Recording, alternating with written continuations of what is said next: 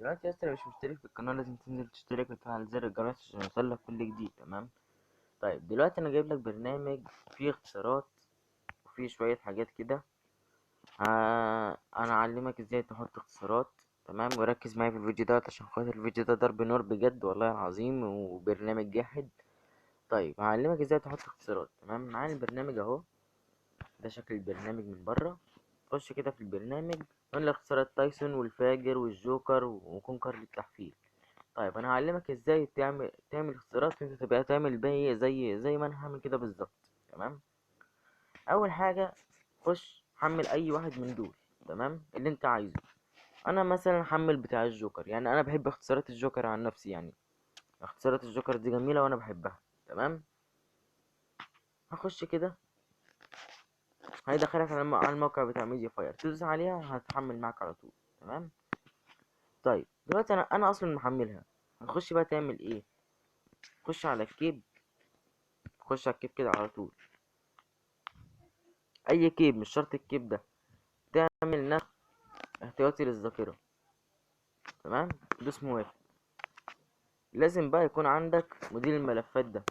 تمام، خش عليه كده.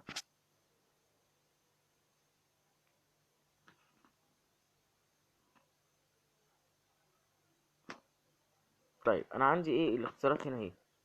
انا هخش عليها كده. هي بتنزل مضغوطة فانا هفك الضغط.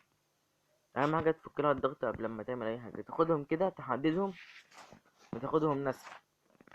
انسخهم كده وارجع وارجع تاني.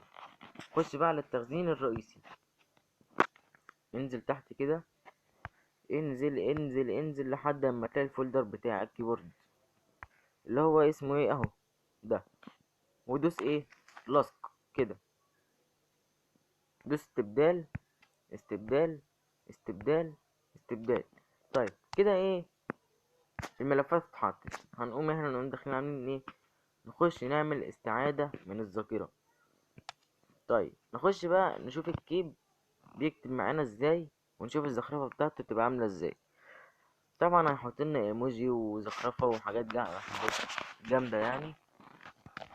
طيب نخش دلوقتي نبدل بس الكيب.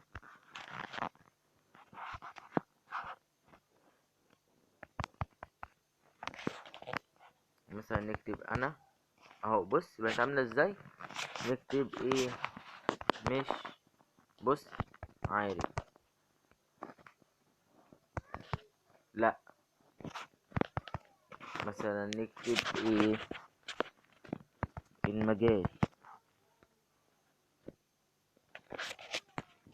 بس اللي هو دي هي الاختصارات.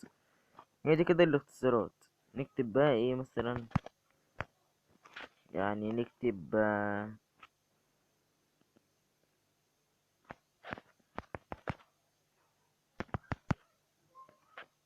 نكتب مثلا انا جيت كده رايح